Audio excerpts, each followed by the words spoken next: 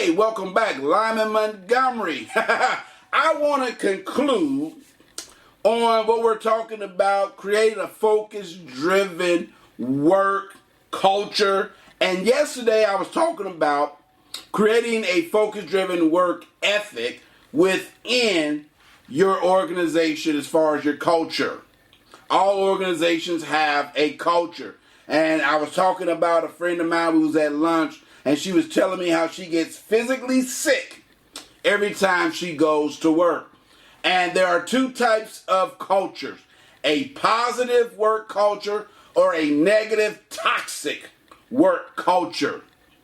Some will call these green cultures or red. Green meaning they're full of life, people are growing, people are developing, people are energized when they go to work. And a red is where people stop work, people are not focused, people are physically and mentally burnt out and sick.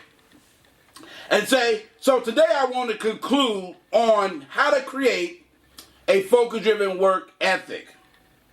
Now, the last part of that is ethics. We talked about making sure you have a vision, that people understand your vision, you've communicated your vision. The next step is to make sure that you operate with the highest of ethical principles. You see, when you look throughout American history, and I say the last 20 years, one of the criticisms of American businesses have been a lack of leadership integrity or ethics. Unscrupulous, ethical practices in accounting, unethical leadership where the supervisor or the CFO, COO, even the CEO has been caught dipping their hands in the cookie jar, embezzlement, maybe lapse in judgment, got a little honey on the side. All of this will trickle down throughout your organization. Do you have a respect for diversity of not just other cultures, but I want to talk about a diversity of thought? What if someone on the team has a relevant but altered view of the direction that you should be going? Are you quick to cut them off? Are you quick to say that's not the direction? Are you quick to close your ears?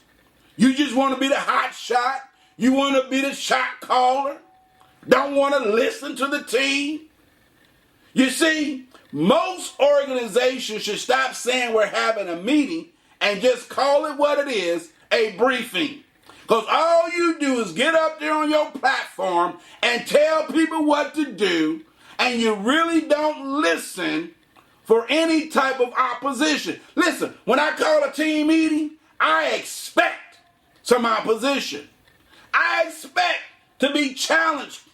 I expect someone to say, well, Mr. Montgomery, have you considered an alternative course of action? Why is that important?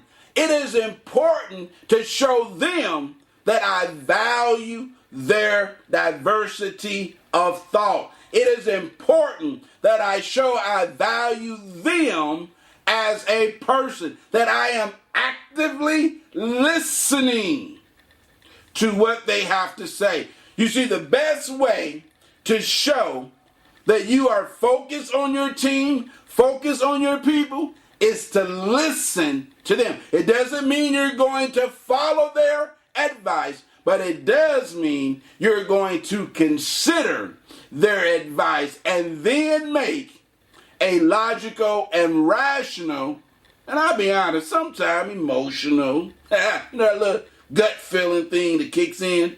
Listen, I'm out of time, but definitely not out of things. Say, hey, we're going to pick back up on tomorrow. Do me a favor. Stay focused. Invite your friends. We're going to pick this back up as I continue talking about all next week how to create a focus-driven culture at work. Hey, I'll see you next week.